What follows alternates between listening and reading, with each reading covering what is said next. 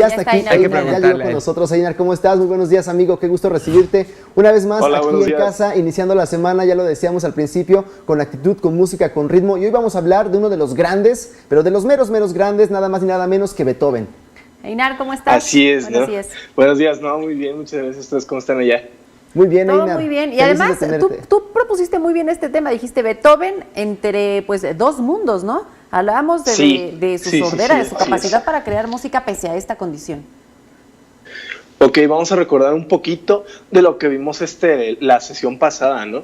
Sobre acerca de los genios musicales y cuál era el papel social de los músicos en ese momento del clasicismo, ¿no? Y vimos, por ejemplo, el ejemplo de Mozart, ¿no? Te escuchamos. ¿Sí me escuchan bien? Sí, te Sí, escuchamos, adelante. perfecto. Te escuchamos perfecto. Ah, perfecto, es que escuché como ruido, ¿no? Ok, recordemos, ¿no? Los músicos en el clasicismo, ellos vivían a base de que alguien los mantuviera, que un aristócrata les diera el dinero. Entonces, ellos componían a gusto de este aristócrata que era el que les daba todo el dinero para que ellos se dedicaran a componer, pero siempre bajo su gusto, ¿no? ¿Cuál es la diferencia con Beethoven? Vamos a irnos un poquito al contexto histórico, ¿no? Recordemos que en el clasicismo es el final del sistema feudalista, pero en 1789 llega algo llamado la Revolución Francesa, ¿no? ¿Qué es lo que da pie a eso? Al capitalismo, ¿cierto? Así es. Ok, ¿eso qué significa?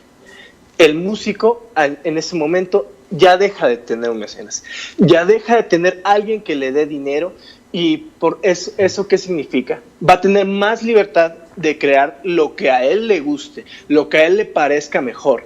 Él va a tener obras que van a ser ya más de su autoría, porque recordemos también otra cosa, muchas veces había compositores que ya no les ponían sus nombres a sus partituras, porque no sentían que fueran de ellos. Decían, yo solamente escribo para él y yo no le escribo nombre a mi partitura. Por eso muchas partituras no tienen autor, no tienen escrito quién las compuso. Porque decían, no, yo solamente compongo pues para él y pues ya. No tiene ningún sentido que yo ponga de quién es. Entonces eso se acaba. Entonces ya empiezan a hacer música para ellos, música realmente que a ellos les gusta, música que es para su entera satisfacción. Pero ¿cuál es el riesgo? Ustedes ya no simplemente ya no va a haber alguien que los mantenga, por así decirlo, ¿no? Uh-huh. Ahora van a tener que entrarle a algo llamado mercado, van a tener que entrarle a algo llamado competencia, van a tener que entrarle a algo llamado una demanda de público, ¿no? ¿Y qué es lo que pasa con Beethoven? Él es el primer músico en estar entre esos dos mundos, entre tener un mecenas y también en ser uno de los primeros en vender su obra, su trabajo. Cuando nosotros vamos a un concierto, y nosotros compramos, lo decíamos la vez pasada, compramos un boleto, eso es gracias a Beethoven. Fue de los primeros en hacer eso.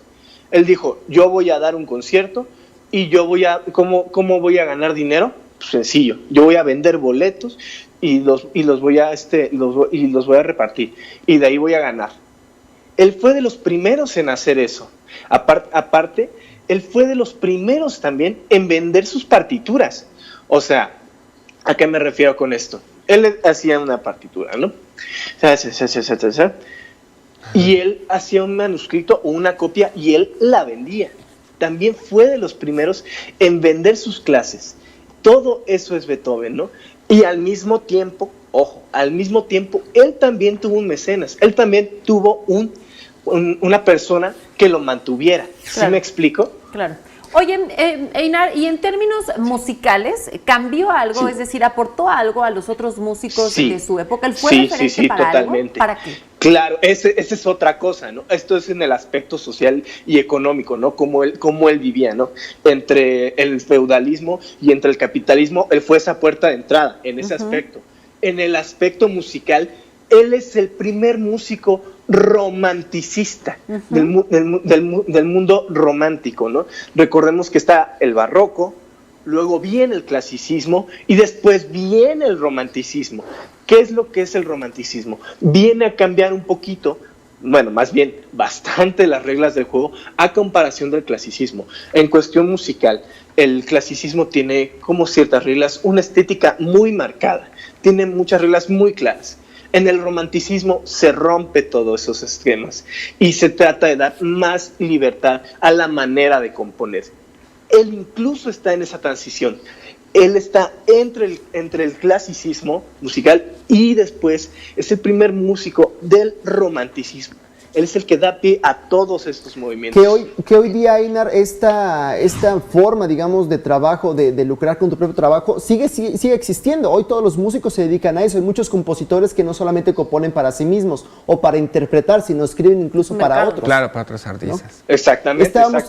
Y él fue el pionero de eso. Así estábamos iniciando esta conversación, estimado Einar, ya para cerrar, diciendo que si Beethoven se hizo o nació. ¿Tú qué opinas ya para cerrar? No, se hizo totalmente. De hecho, lo mencionaba también la sesión pasada.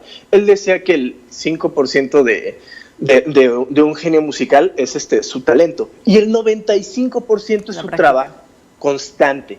Siempre hay que estar trabajando, siempre hay que estar estudiando, ser constante en lo que hago, me preparo, voy y vendo mi trabajo, voy y voy acá, voy y hago esto, claro. Él siempre era puro trabajo. Claro. Oye, y así es como se hacen los verdaderos músicos. Pues para concluir con este tema, ¿qué te parecería que a lo mejor musicalmente revisáramos las partituras de Beethoven, pero a lo mejor explorarlas un poco para ver de qué manera componía y poder entender pues más a profundidad, por supuesto con pues todos los términos académicos y musicales que tú tienes, la música de Beethoven?